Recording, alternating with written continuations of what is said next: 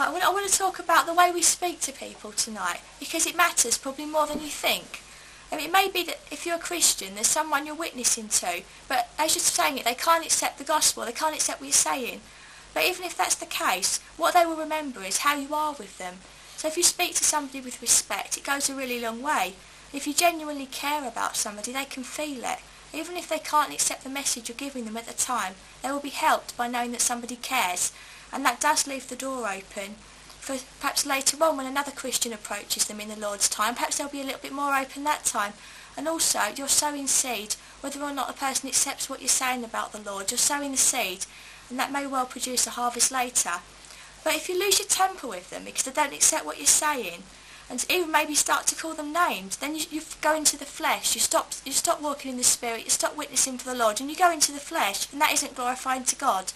In fact, what you're doing then is more likely to make them think Christians are hypocrites.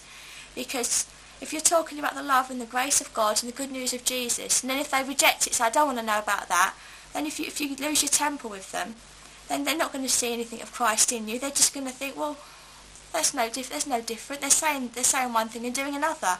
And they're not likely to listen easily again to a Christian. So do be aware that once you say to someone you're a Christian, or perhaps even if you haven't yet told them, but they may find out later on that you're representing Jesus. And it's a great opportunity, but it's also a great responsibility. So don't start off a conversation perhaps in the love of God and then go off in the flesh, because it spoils your witness. I mean, the Lord can always open the door again to somebody if there's been a start, but it hasn't gone on any further. Now, some people reason that Jesus lost his temper when he turned over the tables of the money changers in the temples. But that wasn't actually him having an off day. That was righteous indignation against sin.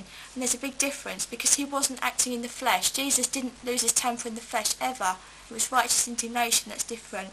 And there is a place for that. When the Holy Spirit perhaps allows you to feel a little bit of how God feels about sin, you can experience righteous indignation yourself. But that's completely different from losing your temper and spoiling your testimony. Now, Hebrews 12:14 says, Make every effort to live in peace with all men and to be holy. Without holiness no one will see the Lord. Now, to be holy means to be separated unto God.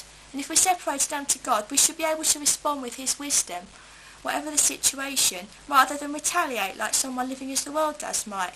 And then people can really see Christ in you. A justification I've also heard for name-calling is this verse, the words of Jesus to the Pharisees in Matthew 23:33, where he said, You snakes, you brood of vipers, how will you escape being condemned to hell? But Jesus wasn't indulging in a fleshly slanging match. Of course he wasn't. He was exposing the true spiritual condition of the Pharisees in that verse and the ones around it. And God may at times use the words of Christians to expose the true condition of someone who's hiding behind a mask.